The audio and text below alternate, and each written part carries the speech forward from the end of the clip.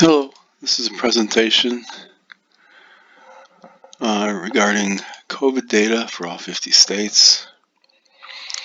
This specific presentation is going to cover the Pacific Coast and the two non-contiguous states of Alaska and Hawaii. First off, we're looking at California with 40 million people as its population, the largest state in the Union.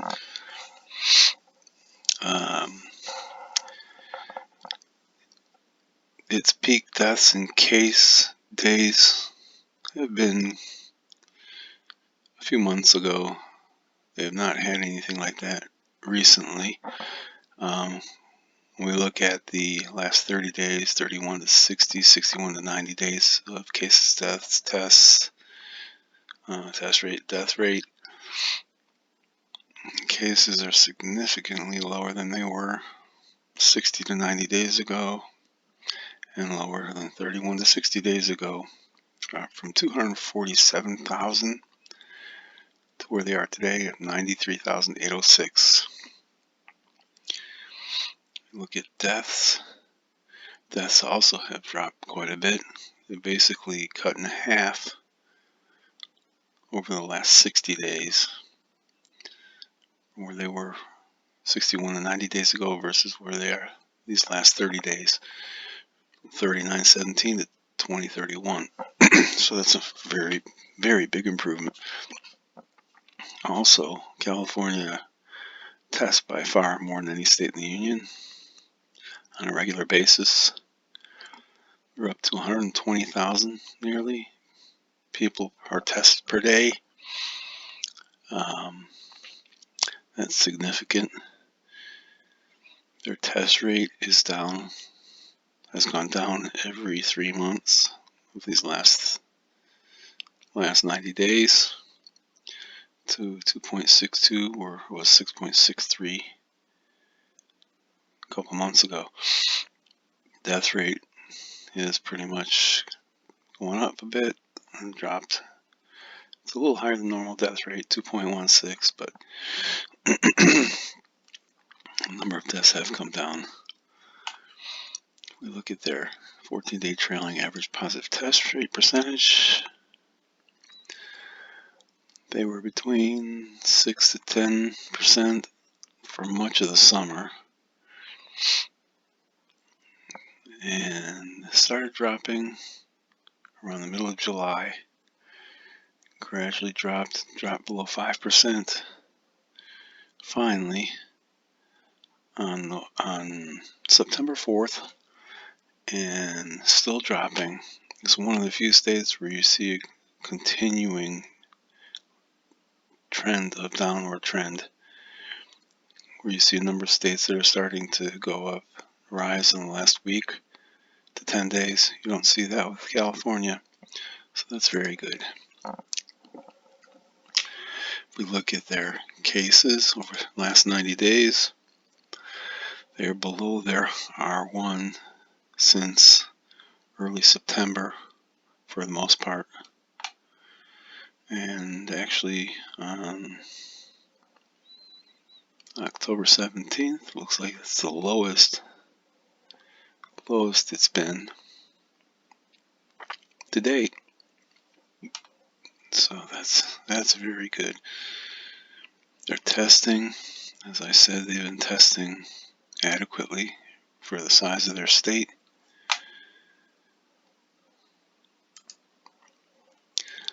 The thing is, you really need to look at the average positive test rate, 14-day trailing average.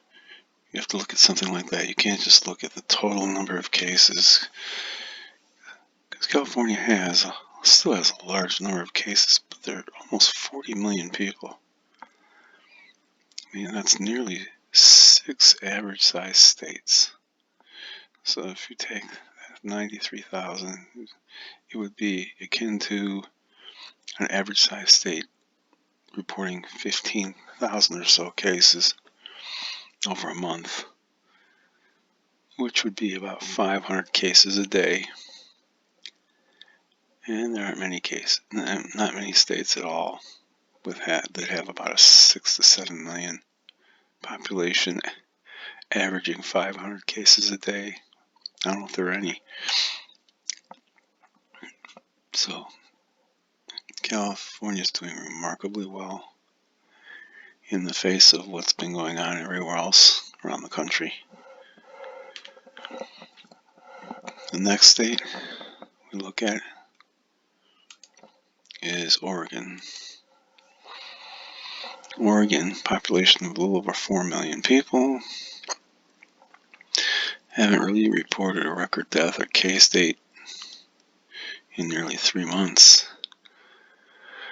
Now their cases have gone down and then went up again. Their deaths, though, have gone down steadily. Their testing went down and then went up again. So I don't know if the number of cases related to the number of tests, because they're testing more, they're finding more cases, or people are getting tested because they think they have the virus, which would be valid as well. But in any event, their positive test rate over the last 3 months is pretty steady. It dropped and it went up, but unfortunately it's still over 5%, which is not good. You want to be below 5%. Their death rate is going down, which is good. Let's look at their trailing average positive test rate. They're up around 6.5%.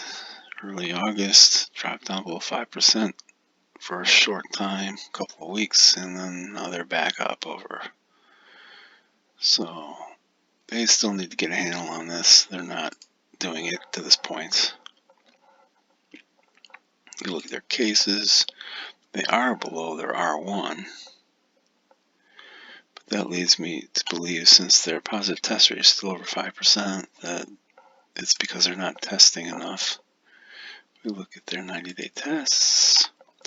They really should be up around 11,000 tests a day. They're averaging about half of that, 5,500 to 6,000. So for Oregon to really get a handle on this, they really need to start testing more, in my estimation. Moving on to Washington. Washington, population of 7.5 to 8 million.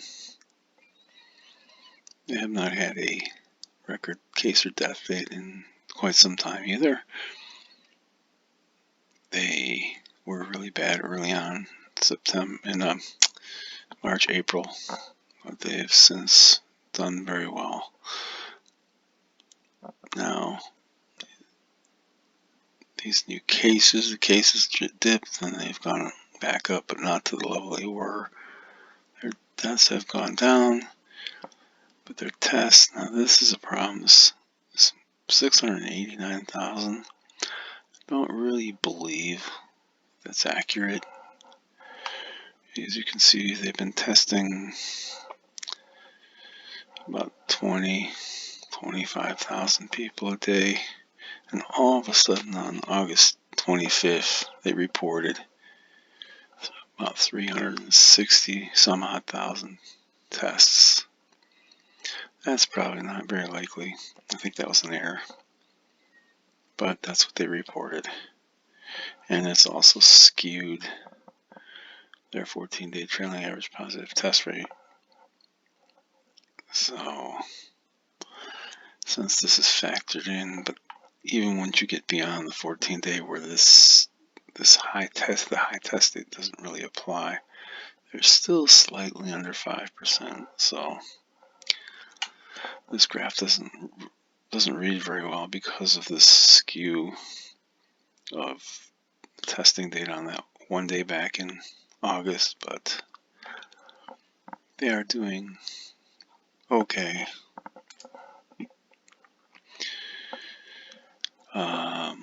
Let's see, cases, 90-day cases, they got below the R1 level back in middle of August, and they've stayed there, but recently they've started to tick up. The peaks are going up. The valleys are still low, so we have to see where this is going to go. At this point, it's not really clear. So it's really hard to put a definitive answer on how the state is doing, but it seems as though they're doing okay. That's all for the Pacific Coast. Let me go do Alaska and Hawaii. Alaska, about 750,000 residents. Now they had a record case date on October 11th, about a week ago, 255 new cases. As you can see, over the past 90 days, they hit 200 on October 5th, and they hit 250 and above on October 11th. The number of cases have been going up, similar to many states over the last 2 to 3 weeks. It's interesting that it's way up northwest of most of Canada, and they reflect the same pattern as a lot of the 48 contiguous states.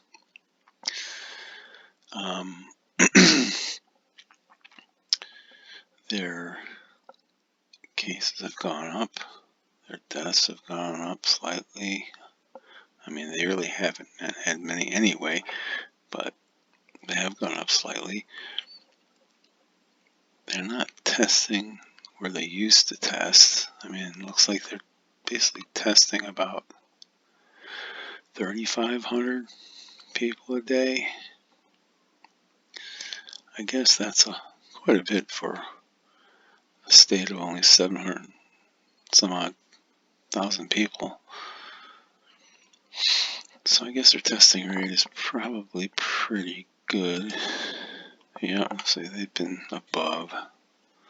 And again, they've had one day where they reported 25,000 rather than 2,500 or so, 3,000. So I'm wondering if this is an error as well on September 1st, which has driven up their testing and driven their positive test rate down at some point. So maybe it should be higher in this quadrant. Let's look at their positive test rate. Oh, it is going up.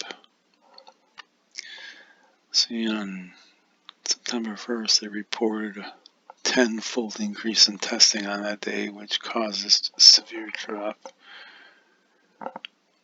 in the positive test rate, and that carried on for 14 days until it fell out of the grouping, so to speak.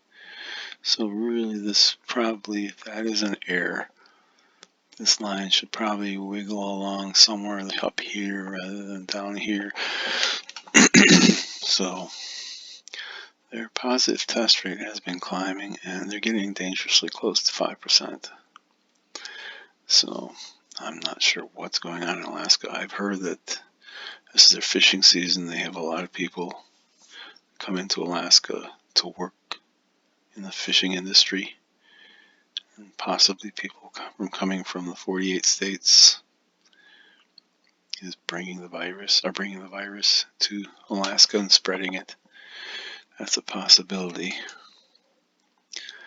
But Alaska is kind of a precarious situation right here. Finally, the last state is Hawaii. Hawaii, about 1.5 million people.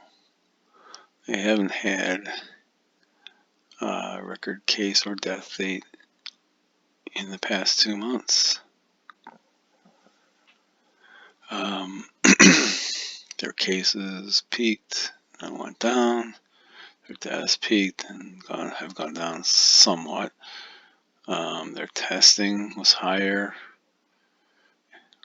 looks like in September, August. So let's see what their tests look like. They were averaging 3,000-4,000, and all of a sudden they tested about 11,000. I guess that's possible.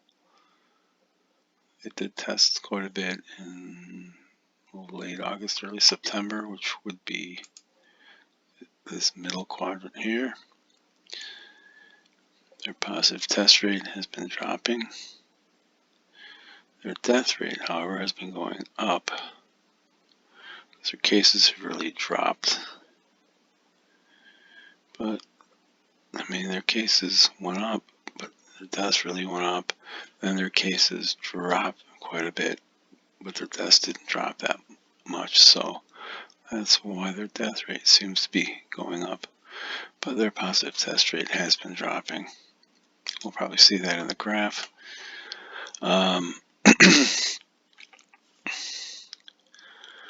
They did peak over 5% in late August, early September, basically late August, but they've dropped since then, and they seem to be doing pretty well right now without any spike here recently. Their total cases, they were under R1 and they went above for a while, and then early September they started dropping below, and the trend looks pretty good here with the valleys are dropping. So let me see their testing. Their testing has gone up, but then it's dropping off the last couple weeks, so that's a little concerning. But overall, Hawaii is doing pretty well. So that concludes our presentation of Pacific Coast states and the two non-contiguous states, Alaska and Hawaii. Thank you for watching.